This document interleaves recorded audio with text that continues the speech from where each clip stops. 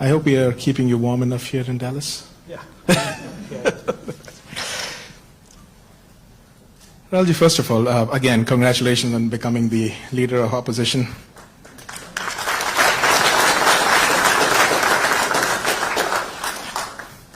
A few of my students came to me and they asked one simple question. It's like, what does his day-to-day as the leader of opposition look like? So can you tell them what exactly do you do in that role? Yeah, first,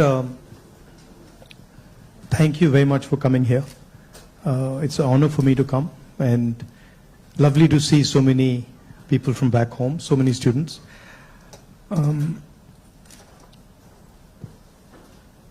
See, opposition, at its heart, is the voice of people. So,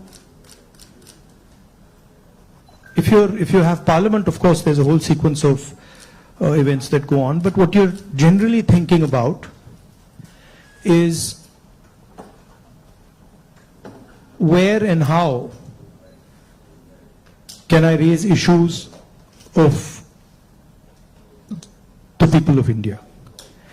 And you're thinking from a individual perspective, and you're also thinking from a group perspective, you're thinking from a industry perspective, you're thinking from a farmer perspective, and the important thing is that you do it sensitively and after listening and understanding carefully.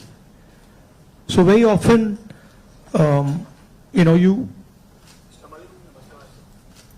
you see an issue in the beginning. When you're new to politics, you see an issue and you're like, oh, that's what the issue is. But when you go into a little bit of detail, you realize that there is nuance and complexity. So understanding that nuance and then planning your day according to that, that's how it generally works. Parliament, of course, you go there in the morning and then it's like a war. You go in and then you fight.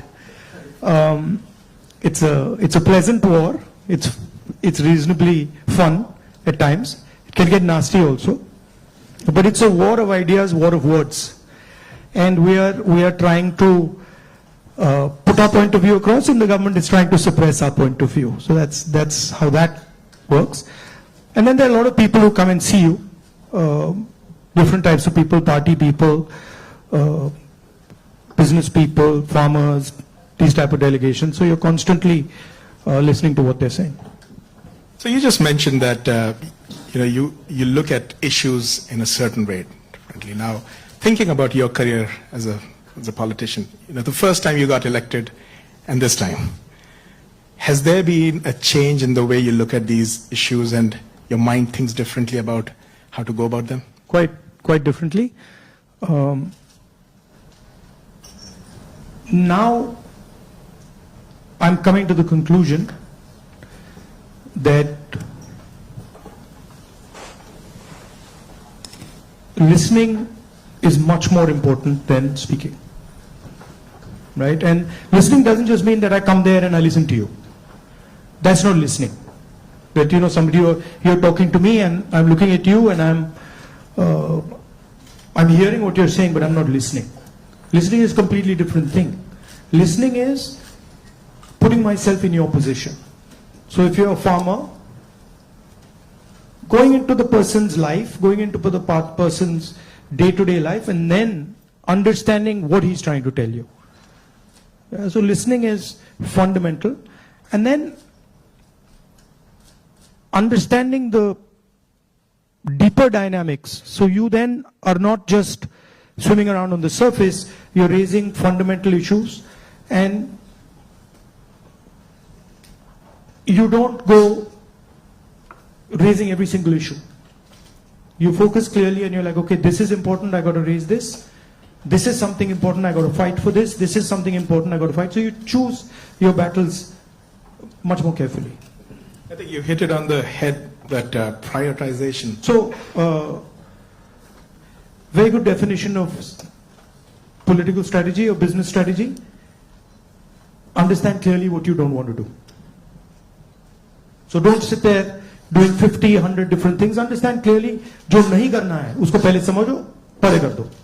And then उसमें से 3-4 चीजें निकलेंगी, and then that's what you got to focus on. Well, I think back to the students, that's what we talk about. So this time you're hearing from Mr. Gandhi himself about prioritization. Now, a few things that you mentioned just takes me back a few months. A very unprecedented event happened in terms of the yatra. Personally, for me, a 30-minute walk on the treadmill, you can see 4,000 kilometers and connecting with people in a very different way. How has that changed your perception about people, and how has it helped you connect with people differently? See, the first question to ask is why were we walking 4,000 kilometers? Right? You know, it's what created the need for us to do this? And the reason is that all avenues of communication in India were shut. Every single avenue, no matter what we did, it was all shut. We spoke in Parliament, that's not televised.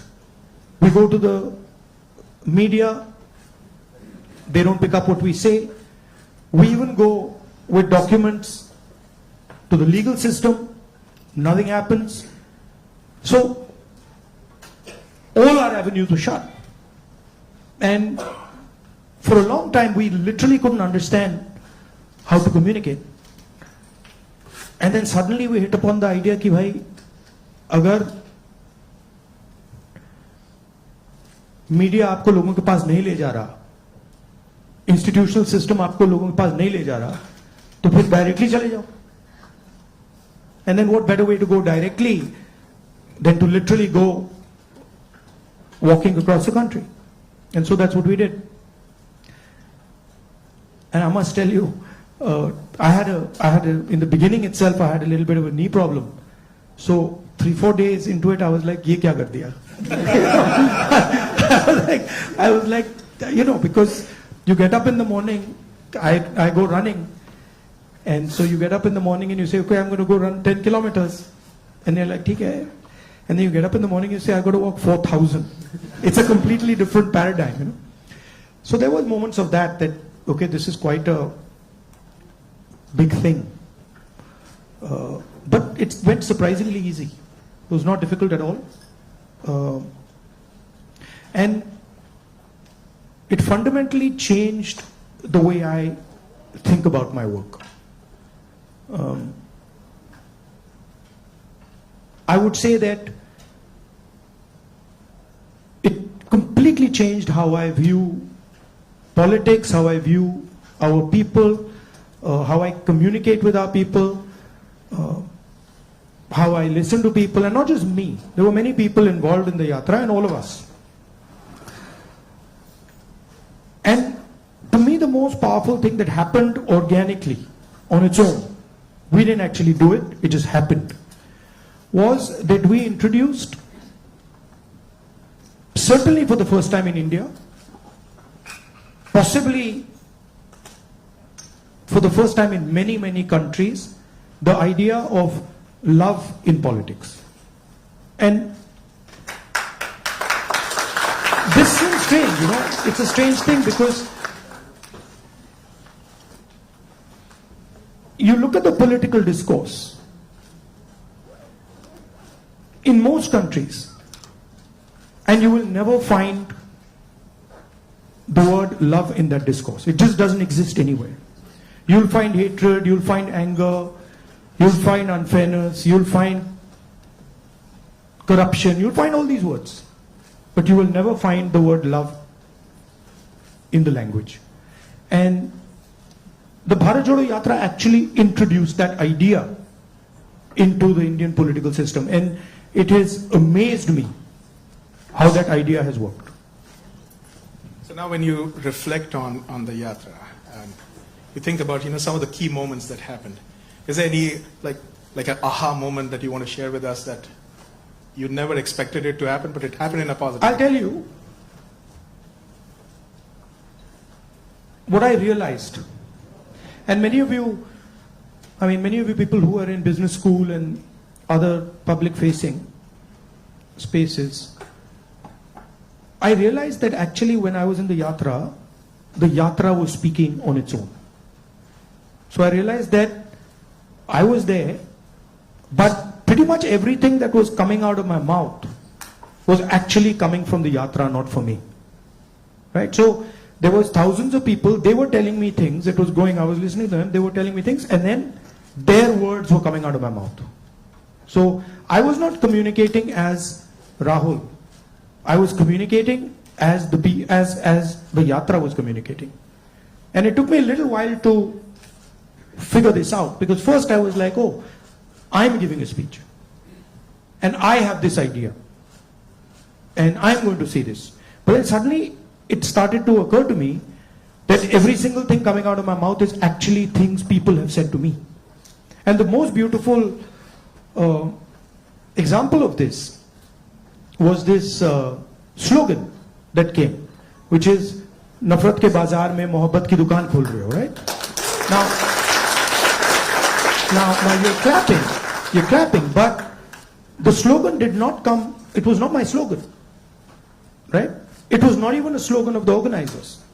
It was a guy who came, I saw him, and he was walking with us, and there was a rope which used to surround us, and he was trying to come in, and he couldn't come in. The police would beat him. So I saw him once there, then I saw him somewhere else. And then I told Alankar, who's standing there, I said, "Dekho, usko le aao."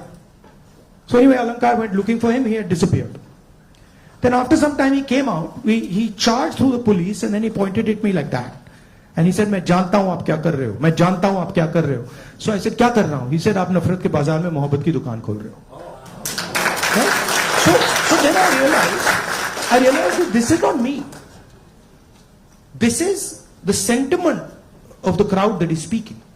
And so that would happen again and again. It would happen sometime. Once it happened when a woman came up to me, held my hand, is walking, and I could feel that something was wrong with the way she was holding my hand. So I said, "क्या हुआ?" She said, "वो मुझे मार रहा है." I said, "कौन मार रहा है?" He said, "मेरा पति मार रहा है." तो I said, "मतलब?" She said, "नहीं, वो अभी मुझे मार रहा था, मैं भाग के आई हूं." So I said, "तो क्या करूं?" तो I said, "पुलिस वालों को बताएं?" She said, नहीं, पुलिस वालों को मत बताओ." I said, "क्यों?" She said, "और मारेगा." Now, that's a sentiment of thousands and thousands. I realize that's a sentiment of thousands and thousands of women. That they're being mistreated, they're being treated violently, but they can't say anything. It's hidden. Right? So now when I'm speaking to you right now, I'm saying these things to you, it's not me. It's that girl who's saying it to you. I just transmitted it.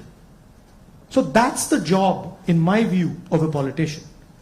Is to listen to sentiment, to understand sentiment deeply, and then to give it to other people. Right? Like I can see the faces here of the women versus the men. And when I'm saying that, I can see the faces of the women are different. They're reacting completely differently to what I said because they're understanding that. They're like, "Oh yeah, I've been through that before." Right? So that's the idea. The idea is not that Rahul Gandhi has some fantastic vision for the country and now he's going to project the vision to the country. The idea is, what is the country saying? What is the country feeling? Right? So in our system, I always used to wonder why this idea of sort of annihilation of the person. You know, if you look at Mahatma Gandhi, you see him in a sense destroying himself. You know, when he's in university, if you see his pictures, they're very nice suit, very nice hair combed, and then slowly you start to see that those things start to fall away. His clothes fall away, his fancy suits fall away, everything falls away. So there's a sort of almost a destruction of the person taking place. And you can see this in many of our leaders. And the reason it's happening is because the person is actually dying and the voice of other people is taking over. Right? I don't know, I'll give you an example. Do you know what devta means in the term devta? Do you know what it means? No. What? No, it doesn't mean God. No, doesn't mean the deity. So Devta in India actually means a person whose internal feelings are exactly the same as his external expression. Meaning he's a completely transparent being. Right? It does not mean God. So if this person tells me every single thing that he believes or he thinks, and he tells it to me, that's the definition of Devta. Right? It's the idea that you destroy yourself. Right? So to me, that is interesting about our politics. How do you suppress your own ideas? Right? How do you suppress your own fear, or how do you suppress your own greed, or how do you suppress your own ambition and absorb other people's fear, other people's ambition? I think before we go to the next question, this needs a big, big round of applause. So we just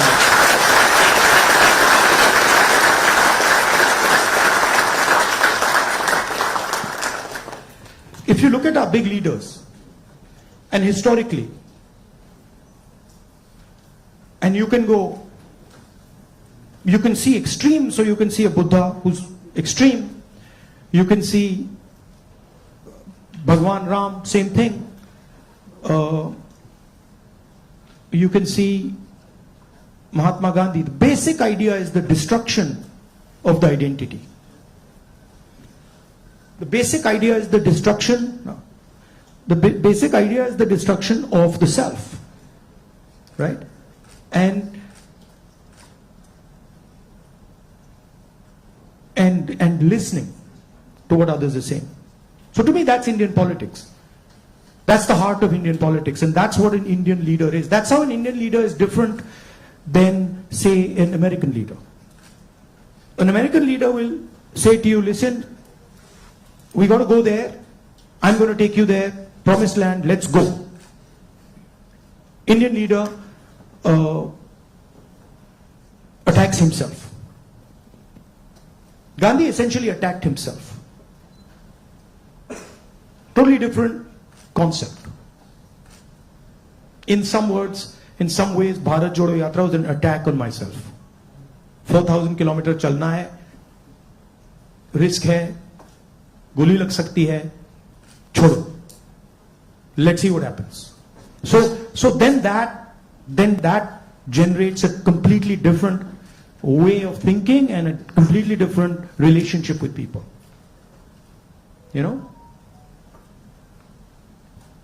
Idea of Shiva, basically. When they say Shiva is the destroyer, what is he destroying? Himself. That's the idea.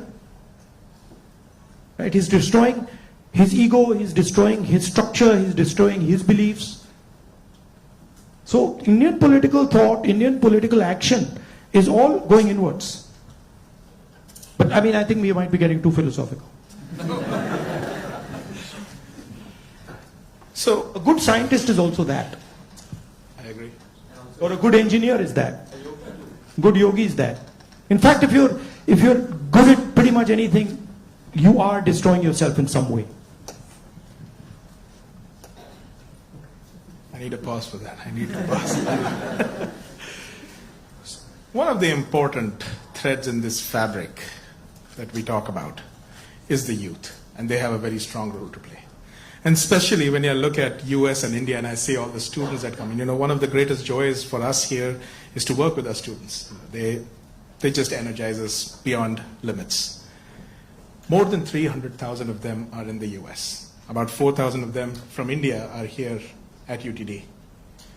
Where do you see them playing a role in the large scheme of things that India is poised towards? These ambassadors who are sitting here, and of course there are some who have come before and are doing great things here in the US.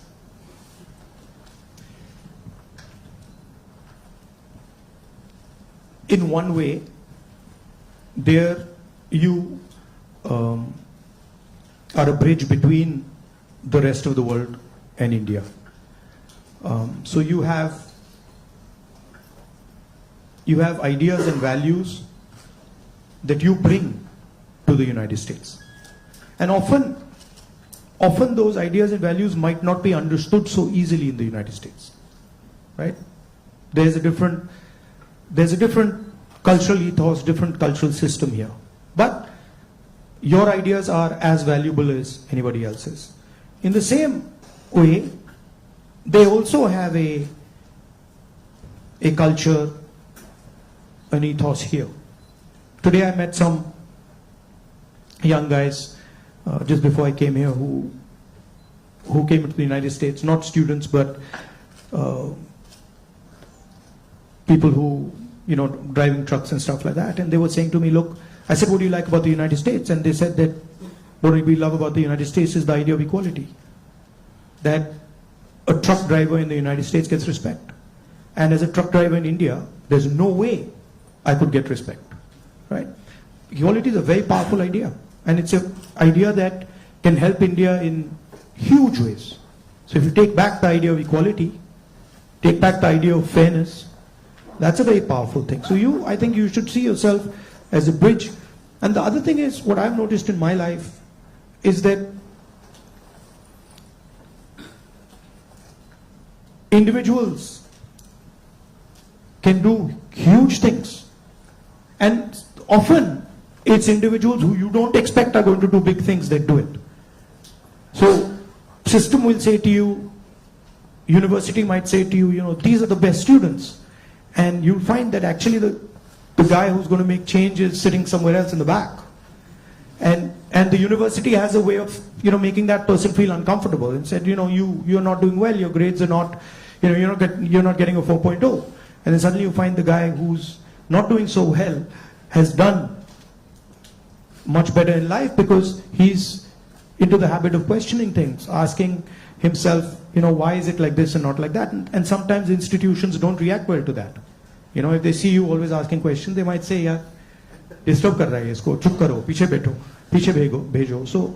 So that idea of questioning, that idea of resistance, that idea of being a little disruptive, disturbing a little bit, this is a very powerful idea. I use it in my work also. The idea of creating a disturbance.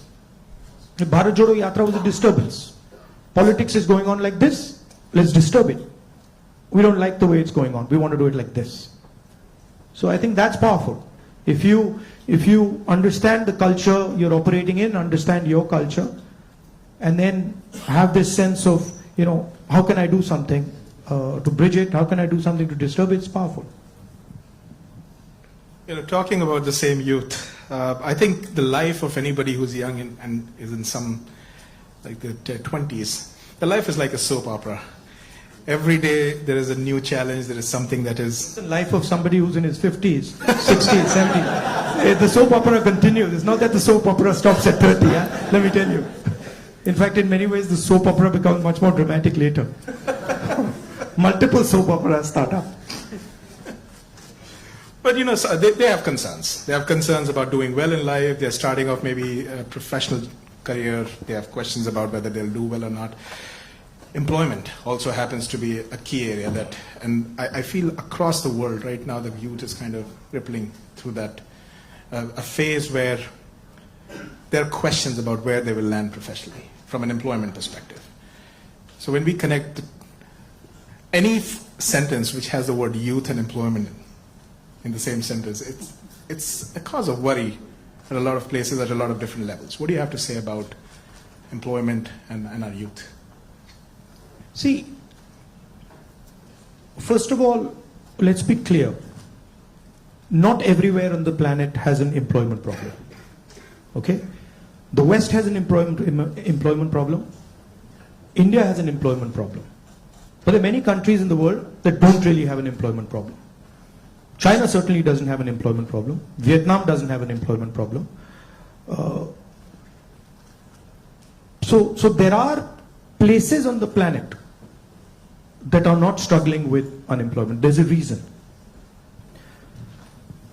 If you look at the United States, in the 1940s, 50s, and 60s, they were the center of global production. Anything that was made, cars, washing machines, TVs, all made in the United States. Production moved from the United States. It went to Korea, it went to Japan, eventually it went to China. And if you look today, China is dominating global production. You go to India, you look at the phones, you look at the furniture, you look at clothes, you'll see on the back, made in China. That's a fact, right? So what has happened? The West, America, Europe, India, have given up on the idea of production. And they've handed it to China. The act of production creates jobs. What we do, what the Americans do, what the West does, is we organize consumption. Okay? Uber is organizing consumption. Okay? Foxconn is organizing production. Mahindra organizes production.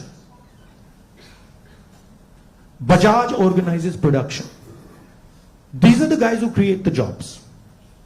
And that is the problem. You're never going to employ India using IT, using consumption. It's not going to happen. So India has to think about the act of production and organizing production. And India has to, it's not acceptable that India simply says, okay, manufacturing, what you call manufacturing or production is going to be the preserve of the Chinese, it's going to be the preserve of the Vietnamese, it's going to be the preserve of the Bangladeshis, right? Bangladesh completely outcompetes us in textiles. Regardless of the problems they're facing right now, they wiped us off. They wiped us clean in textiles, right? So we have to reimagine how to produce in a democratic environment. Until we do that, we will face high levels of unemployment. And frankly, it's not sustainable. So you're going to see that if we carry on down this path of forgetting about manufacturing, you're going to see massive social problems coming in India and in the United States and in Europe, right? The polarization of our politics is because of this. We're getting ready to ask a few questions from the audience. Can we have the runners with the mics? But while we do that, Rahulji, in this, what you just spoke about, that even if people are fine with the way their jobs are and they're secured, we have a new challenge in the name of AI. And there's a lot of fears around that AI is going to take jobs away. Do you feel so as well? Again, see, every time you get a new technology, the argument is made that it's going to take jobs away, right? When computers first came, it's going to take jobs away. When calculators first came, it's going to take jobs away. ATMs came, it's going to take jobs away. Okay, this is a fact. Now, what happens is, it does take jobs away from some people and then transfers them to other people, right? So, I'm not of the view that jobs will vanish, but different type of jobs will be created and different types of systems will benefit more or less, right? I think, for example, the IT industry in India is going to have a real big serious problem because of AI. But I don't really think a Bajaj making scooters is going to have such a big problem, right?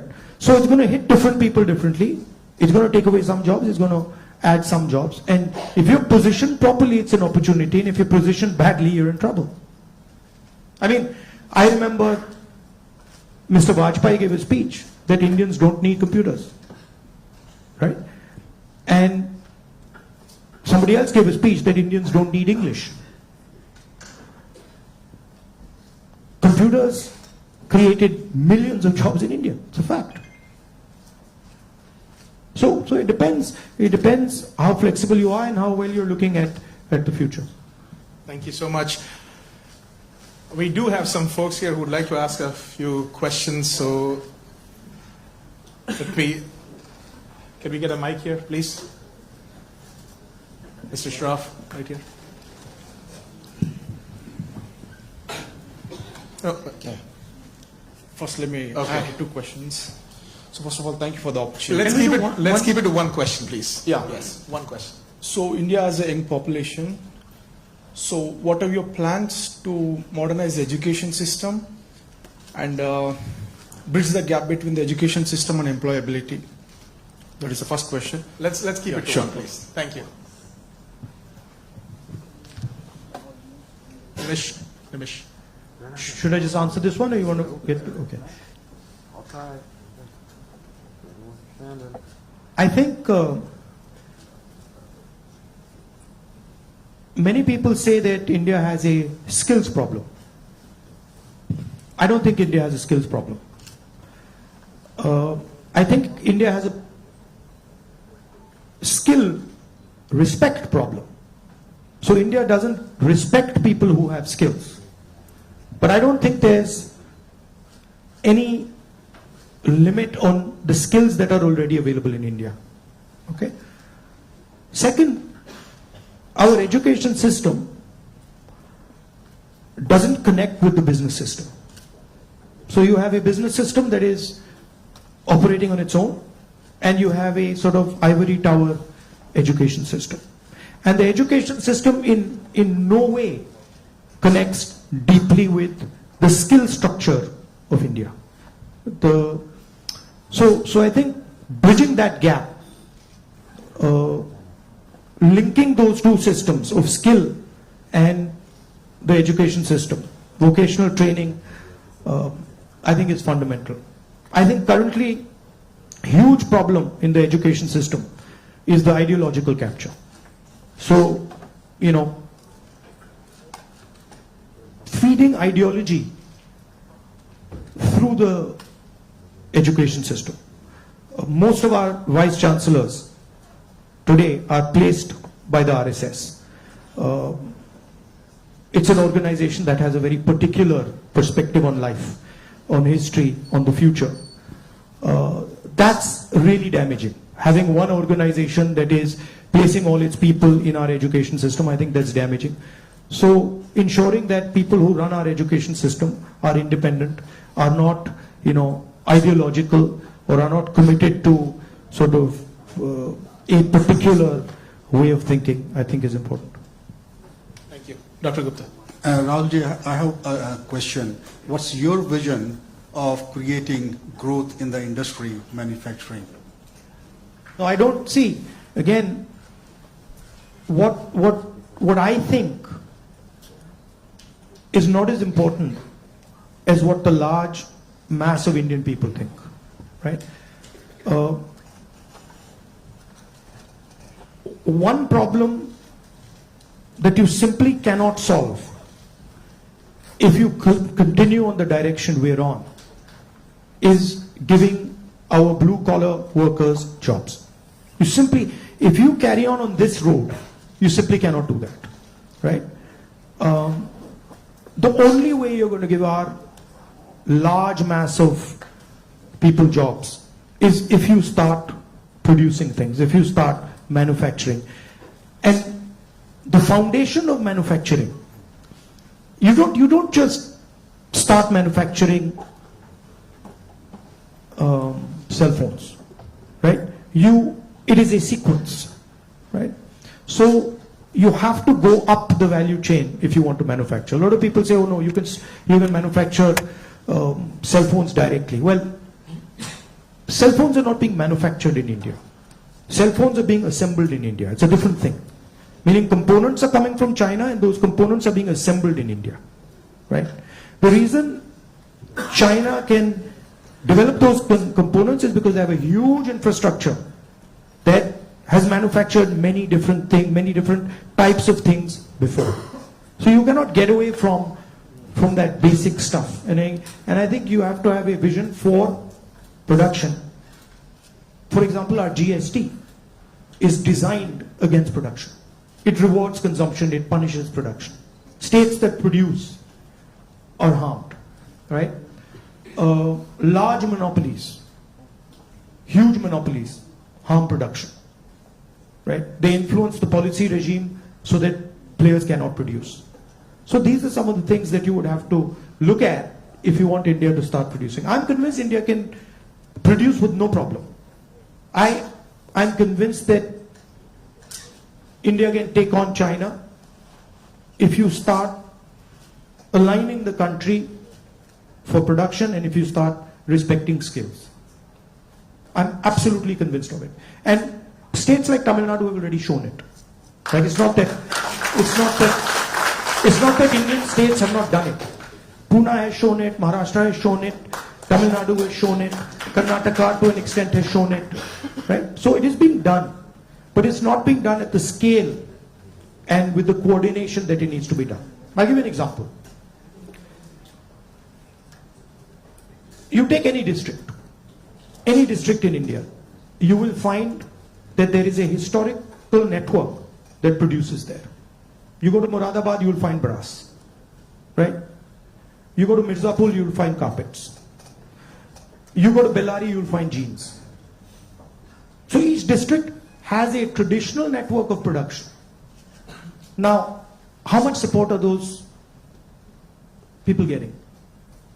You want to create a brass industry, create it in Moradabad. Open the banks to them, infuse technology, support them, and I guarantee you, they will take on China, right? And you can do it in every district. You support the Bellary jeans industry. You put in a couple 100 crores into that thing. You open the doors of banks to them. I guarantee you, they'll get to work, right? But currently, I mean, a simple statistic: 16 lakh crore rupees.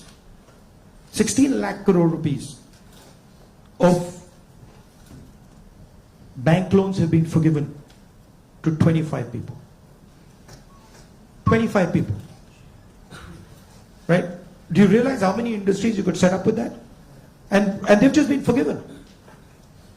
Right? When we forgive farm loans and we say, okay, we're going to forgive 70,000 crores for all India's farmers, the press suddenly jumps up and down. And 16 lakh crores have been forgiven without a word. And whose money is it? It's taxpayers' money. Where's it come from? It's come from your pockets. So why should 20 people get this massive free gift?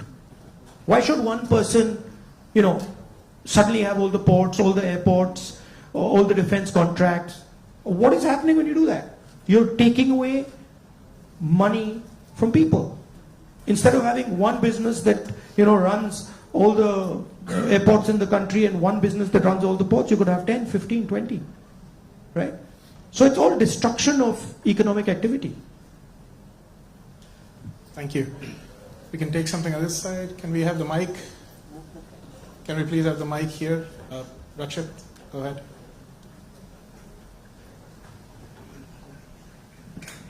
Hello, Rahulji.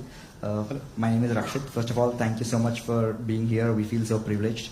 So my question is, how do you think we as students and youth contribute to and get involved in public service and the development of our country? Come and work with us. We can show you. But realize that neither is it easy, and it's not fun all the time. It can be unpleasant, it can be hard, but it's got its, you do get gratification from it, but it's not easy.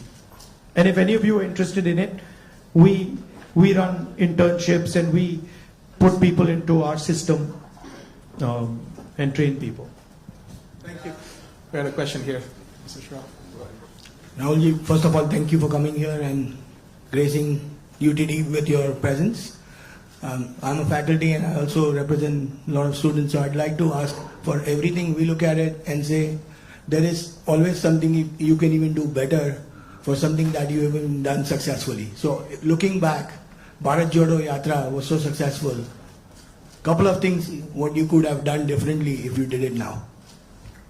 No, look, every single thing that you do, I mean, I'm sure if we sit down and say, okay, Bharat Jodo Yatra, we could have done it better, right? There's nothing that you do that you couldn't have done better or you can't do better. And that's just how life works. And these are choices. So I don't think I've ever done anything perfect in my life. And I don't think I will ever do anything perfect in my life. But it's a learning experience, right? So you start off, you try something, doesn't work, you do it again, and then it works. Yeah. Thank you. Take another question. One thing that I didn't think was important, because of something my father said to me once, which is strange, which turns out is quite important, which is that once my father told me, look, you know, if you work properly, you don't need to tell anybody about it. Work speaks for itself. But it's actually not true. It's a strange thing, it's not true. You've got to communicate it. And the one thing I have fundamentally changed is that earlier I would do something and I wouldn't communicate it. And now I do something and I communicate it. You know, it's not actually my nature. My nature is actually just to do it and not communicate it. But I think it is important that you communicate. It would be a two-way trap. Yeah.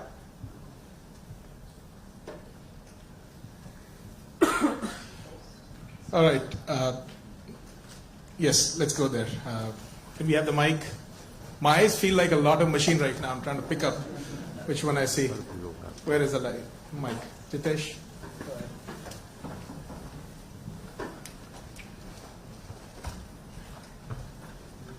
Thank you, Rahulji. So, as my friend Rakshit was saying, like public into service or public into politics, which one you prefer? Like one Indian youth should be more into service or like complete into politics? Look, don't have a rigid idea of what political action is. And in the same way, don't have a rigid idea of what service is. Those two can overlap, right? Politics is much broader than fighting elections or giving speeches, right? Politics is about influencing how people think, and you can be very political and not be directly involved in the political system, right? Or you can be deeply involved in the political system and not be doing politics at all. So I don't think you should think that those are two different avenues. You should do what you like. And in what you like, you can do politics without a problem. I think we have time for another couple of questions, right? So, Dr. Mehrotra, can we have the mic here, please?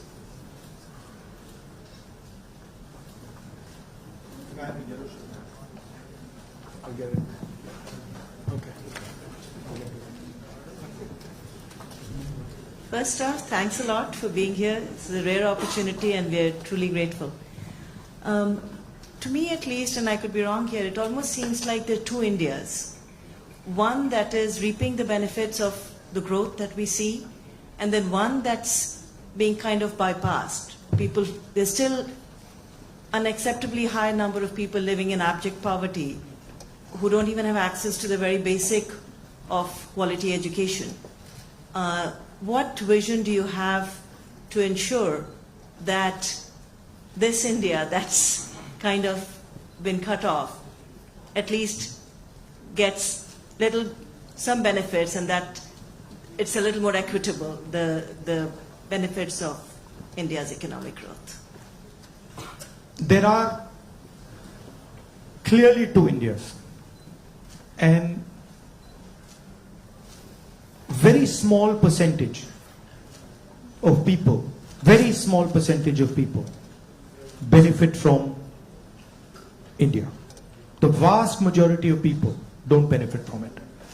And if anybody talks about building a country, talks about progress, you simply cannot ignore this fact, right?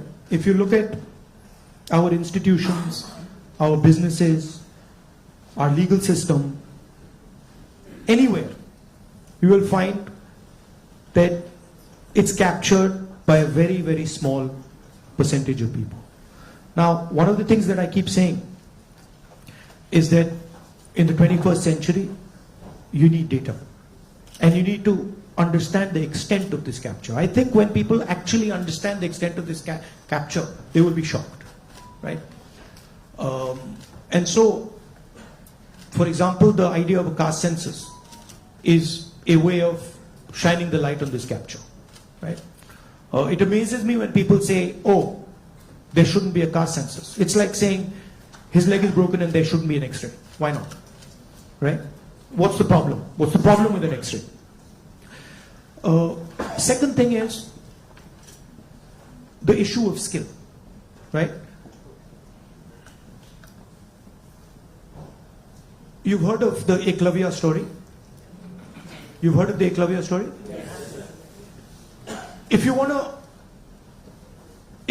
to pin down what is happening in India, it is millions and millions of Eklavya stories every single day.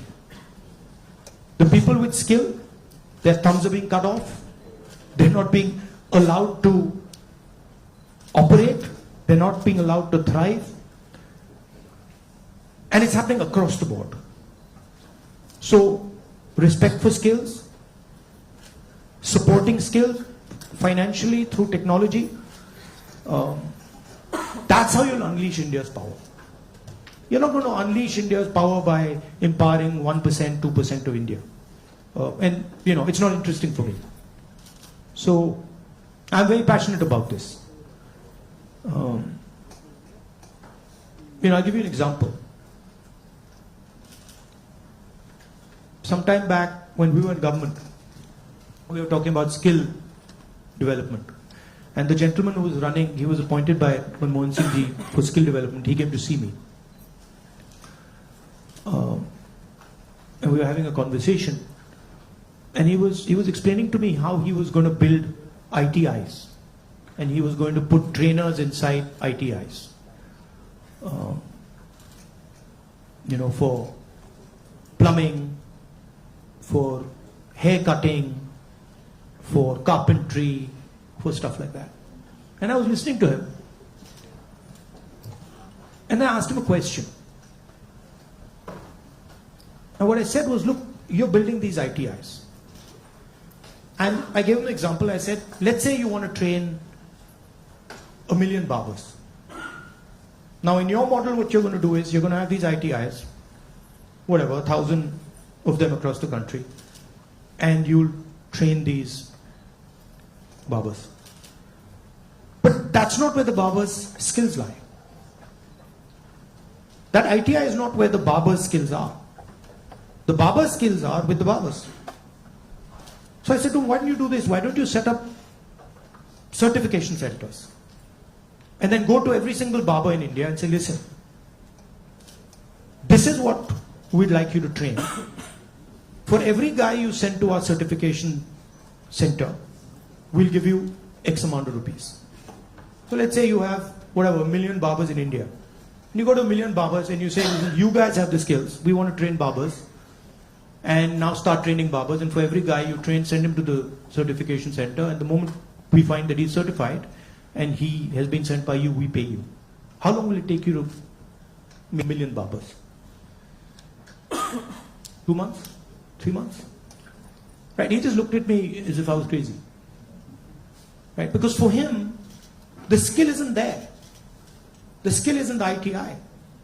But actually the skill is with the barbers, with the plumbers, with the carpenters. Those guys have the skill. That's the skill network. So why are you not using it to train? Just recently I went to I was driving past Sultanpur and I walked up to this shoemaker. It was amazing because the guy says to me, you know, I said, what's your biggest problem? He says, I've been working here for 40 years and nobody has ever respected me. So he says to me, the only man who has ever respected me is my father. Right? So I was thinking about this. And then he says to me, you know, there was this scheme. And they said that, you know, they've got this scheme for shoemakers. It was in Lucknow somewhere. So he says, so I, you know, went to Lucknow. And I said, so what did they do? They said, well, they said they're going to teach me how to make shoes. He says, but I've been making shoes for 40 years. And I could teach those people how to make shoes. Right? So it's a fundamental disconnect with where the skills are. There's no shortage of skills in India. There's shortage of respect of skills in India. So you want to find the best carpenters in the world, they're sitting in India. But nobody respects their skill. Nobody actually tells them we believe in you and we want you to build something. Right? So you can't build industry without respecting skill. Thank you. Maybe we are in time for one last question. So the lady here in the stripes, can we mic to her? And I request our ISA officers to come on this side, please, on the stage, while we do that. Go ahead. So as we all know, the female labor participation in India is quite abysmally low, and no country can ever progress or become developed with only 50% of their population working. So what would Mr. Gandhi's plan be for increasing our labor participation of women? And not just labor participation. It starts with a bad attitude that Indian males have towards women. And I don't mean every single Indian male, but a large number of Indian males' attitudes towards women is just, it's ridiculous, right? So it starts there.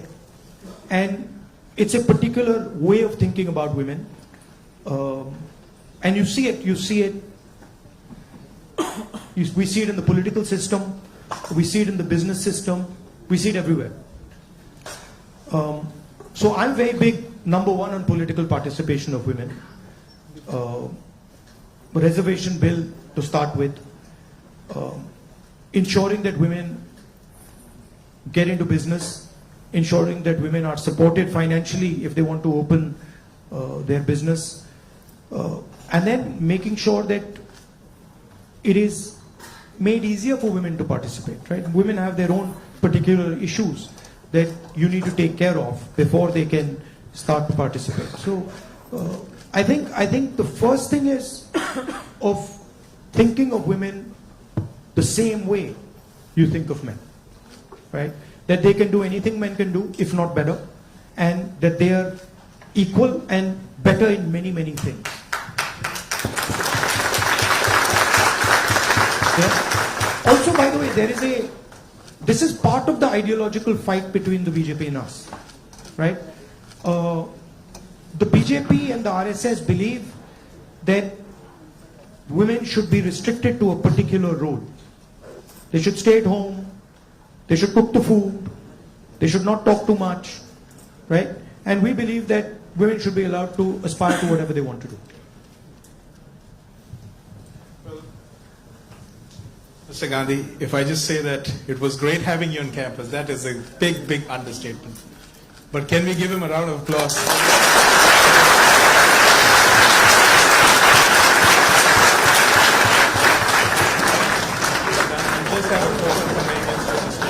All right, at this point, folks, let's be in our places. Mr. Gandhi, once he exits the room, we can all, in an orderly fashion leave, but I would like a few of our ISA officers here who are the organizers for the event to just present a token to Mr. Gandhi here.